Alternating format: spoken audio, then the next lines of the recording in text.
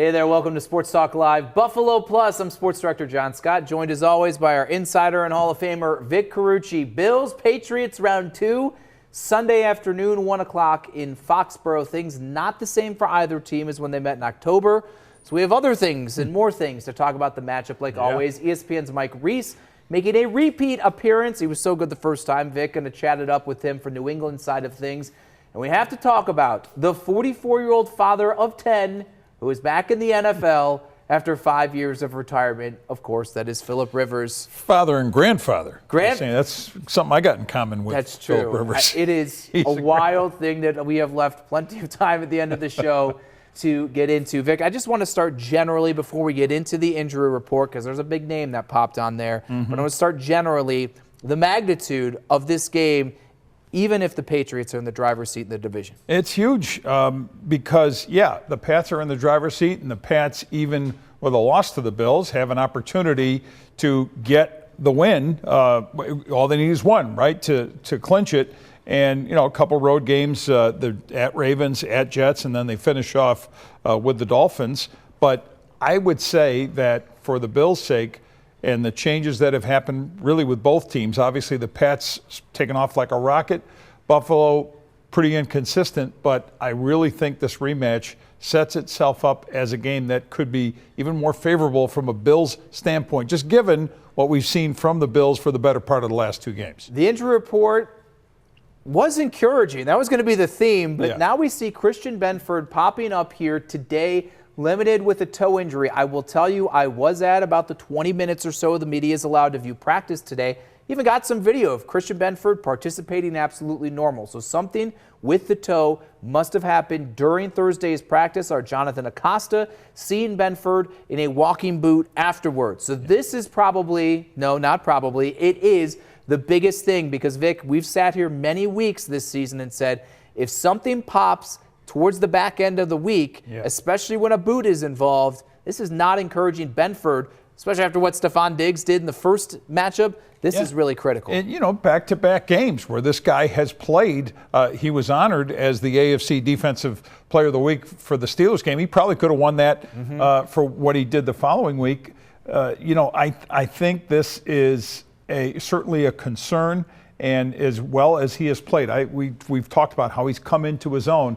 Having a bad wheel, if that's what we're talking about here, in his case, is a detriment when you're dealing with coverage, when you're dealing with all the things that a corner has to have. And taking him out of the mix, if that's going to be the case, is a huge blow. Here is the good news. Terrell Bernard, Joey Bosa, Spencer Brown, and Josh Palmer all limited once again. They are trending in the right direction. Here is the, I don't know what we're going to call it, a club super-sized, biggie size there for Joey Bosa.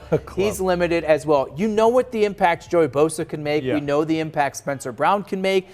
Numbers game-wise with Josh Palmer, this might mean his return, putting Keon Coleman back as an inactive potentially. But I want to talk about Terrell Bernard because we've spoken so highly about Shaq Thompson. The eye test has told you since he has slid in and gotten more playing time. How do they manage making sure you keep a very effective and important piece in Shaq Thompson on the field when your defensive captain is back and healthy, ready to go? Well, it has to be managed. There has to be certainly an understanding by the coaching staff, Sean McDermott and Bobby Babich, when it comes to the defensive, not only the strategy, but the personnel usage. And Shaq Thompson, let's call it, for the last 2 games, he has been an integral part of this team's ability to put some resistance against the run, put it out there. Happened against the Steelers, happened against the Bengals, right? They've given up no more than like 60 yards in the last 2 games. That's significant, and it's going to be significant Sunday, making sure that they can do everything they can to make the Pats one-dimensional. They have some good running backs, or certainly a very good one in Ramondre Stevenson. So you've got to have Thompson out there. Now, what's the balance? Is Bernard the better guy to have when formation or situation, I should say, dictates the coverage that you're going to need from a linebacker? Thompson is downhill. He is physical. He is the guy you want against the run. He's the guy who stood up in front of the team a couple weeks ago and said, we have to be more physical. We have to play that way. Right. Bernard is your defensive captain who just got a big, nice contract in this offseason. I think the Bills are going to have a tough conversation with a tough decision, I think, to how you're going to manipulate this. And it doesn't necessarily mean the end of Terrell Bernard or he's a bad player. No. They're not going to put him out there if he's not healthy. But he's still, even if he's playing, may not be Terrell Bernard.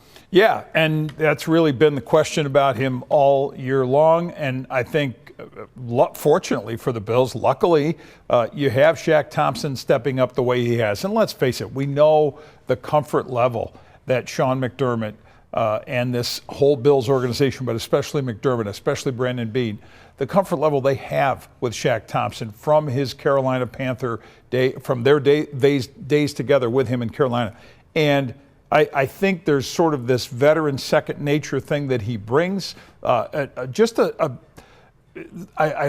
really don't love the word swagger, but that is what it is. He carries himself in a way of knowing. He doesn't act like he's some newcomer to the Bills. He knows in that locker room, and especially within that defense, he's one of the premier leaders. We still don't know if he's for sure going to play, but just something to keep an eye on, the linebacker rotation and the formations and the way that they're going to go schematically at that position. Moving on to New England. Josh Allen now, 4th in the odds to win Most Valuable Player. Matthew Stafford, the betting favorite. If you'd have told me 10 weeks ago Drake May would be 2nd, I would have called you crazy. But, Vic, here we are, and honestly, it may have started late in that game against the Bills. Yeah, I find those odds fascinating because I'm a voter, and I guess, it's the one of the few times that you start feeling they're putting odds on what you're going to do, right? You ask yourself, now I'm part of a panel, but... Don't you go Terry Rozier on us, okay? But look, you can't ignore what Drake May has done, and I think the most impressive of all the things is right at the top there. Leads the NFL in completion percentage. At 71.5 is a staggering number, and it's very also impressive that this guy's as young as he is. He's a second-year quarterback, but he's being coached so well by Josh McDaniels. That has been one of the biggest differences in the jump from year 1 to year 2. His natural ability, his willingness to put in the time and effort to improve his game, the seriousness with which he goes about his job, his focus,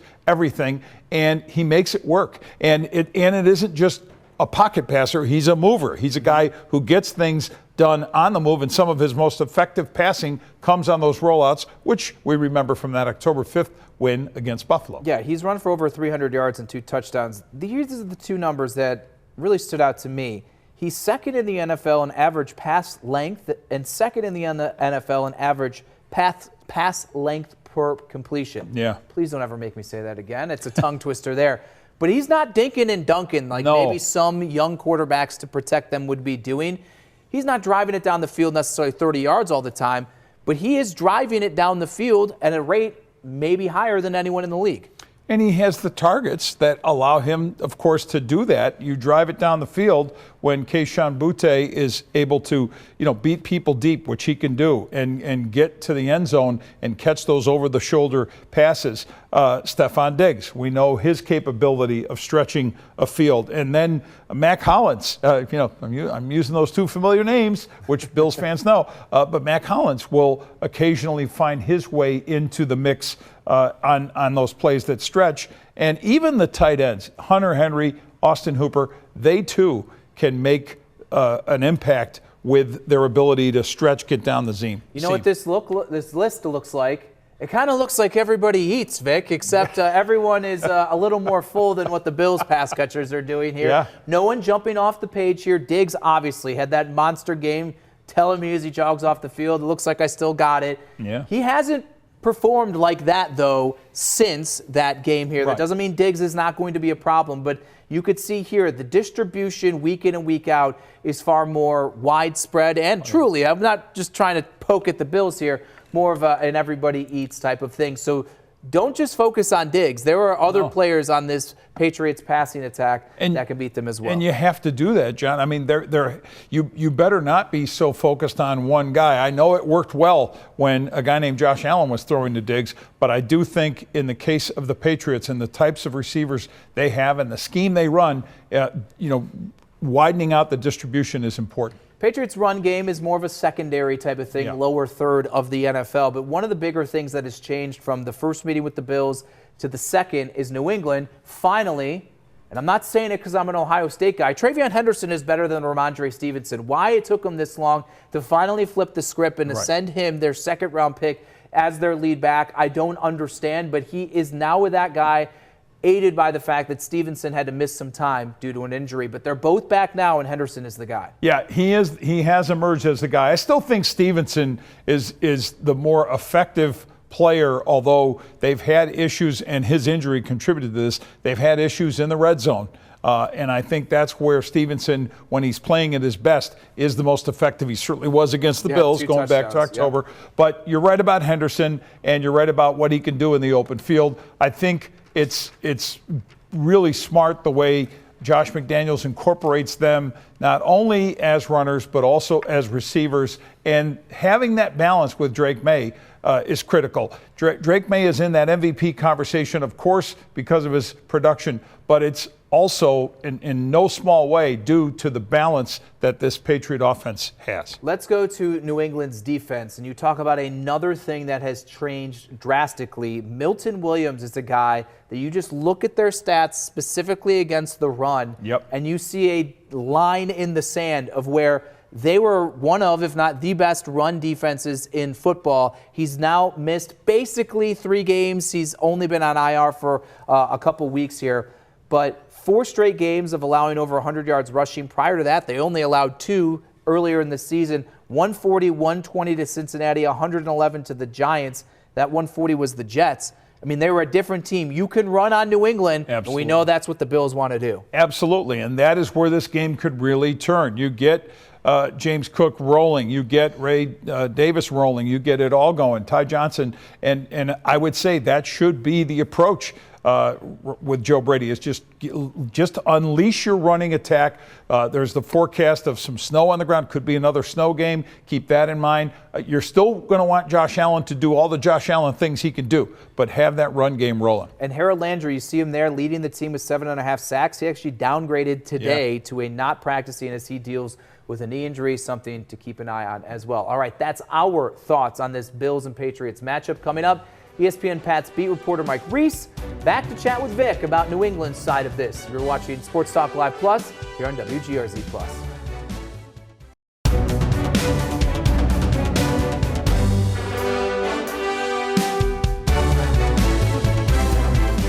Welcome back to Sports Talk Live Plus. It's that time in the show where we go to the opponent's side of things, and we enjoyed Mike Reese so much months ago heading into the first game between the Bills and Patriots.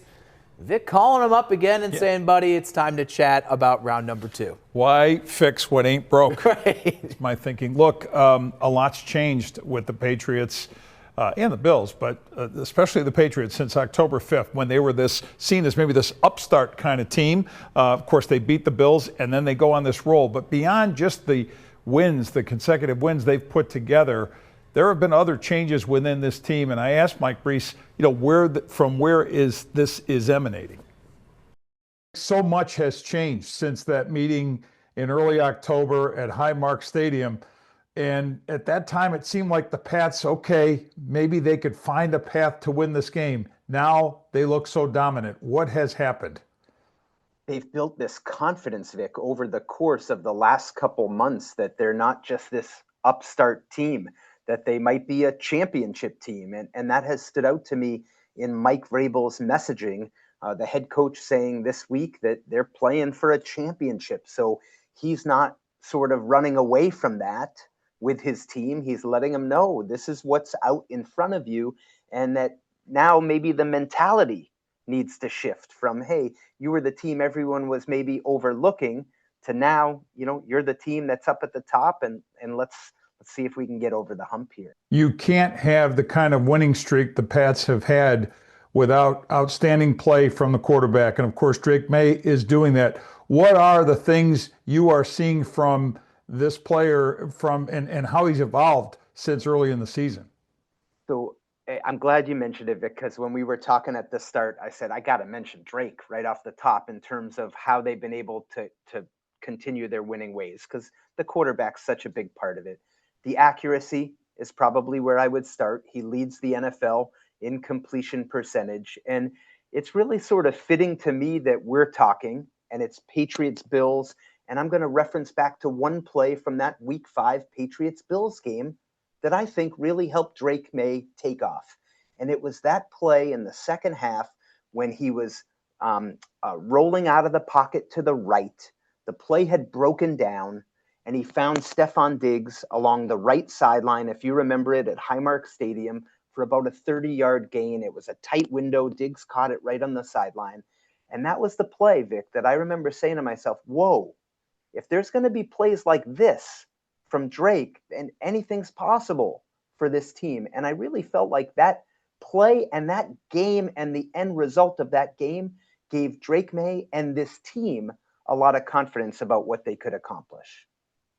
In their last game against the Bengals, of course, the Bills came up with two incredibly huge defensive plays in the fourth quarter. But for most of that game, it was about giving up big third down plays. So how do you see the Patriots offense matching up here, not only with May and with Diggs, but that entire passing game?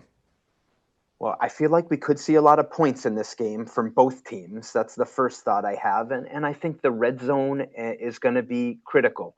Go back to that first game between the teams. I thought in the first half, the Bills did a great job red zone defense-wise. Space gets tight. There was a turnover there. It was a sudden change, and the Bills held the Patriots to a field goal. Second possession in the red zone. Again, the Bills found a way to hold the Patriots down. But then in the second half, the Patriots scored 2 touchdowns in their 2 red zone trips. If I have it right, Vic, off the top of my head, Ramondre Stevenson ran it in both times. Red zone offense has been a little bit of a struggle for the Patriots of late. So I'm curious. I think that's going to decide the game to me, what happens in the red zone. Physical game. And again, 2 championship-worthy teams, in my view. And I think the Bills team that is coming in really to fight for what they feel like is rightfully theirs the last 5 years. They've deserved every bit of that. I just feel like if you love football, we love reporting on it. What more could you ask for? The Patriot defense obviously stood up very well against Josh Allen and the Bills offense back in October. How have you seen that defense contribute to this winning streak, and how do you see that matchup going this time around? So at that point in the season, when the Patriots faced the Bills in Week 5, their run defense was a strength. They went the first 9 weeks of the season not allowing an opposing running back 50 yards in a game. And that's going to be a key for them in this game against James Cook. They've shown some vulnerability, Vic, in that area in recent weeks. The run defense hasn't been as consistent. They're without Milton Williams, their top defensive tackle. He's on injured reserve. So that's one area that I'm going to be watching for in the game. And turnovers. Can they create some more turnovers than they've had? That's something I'm going to be watching for as well, because I think that'll be a key in the game. Yeah, my big takeaways are, first of all, that Williams' injury and how Milton Williams and how that's going to affect the Pats' run defense, because I do think that there's an opening there for the Bills to exploit. And then the other point he made right at the very end about the takeaways and how that's declined. That's been the essence of their defense. 3 takeaways against the Bills in that first game was the difference. And if that is a problem for New England, that is a big bonus, assuming the Bills don't cough it up for the Bills. That has been a big emphasis by the Bills. They basically are saying, listen, New England's great. That's fine. We have to be better ourselves. Yep. We feel like we kind of let them get the win with the turnovers that they had. All right, coming up, a look at the AFC standings as we certainly are hitting the home stretch. And boy, look at them. Yeah, that's Phillip Rivers in the year of 2025. Grandpa. We got to talk about it. Vic and I getting into that when we return on Sports Talk Live Plus.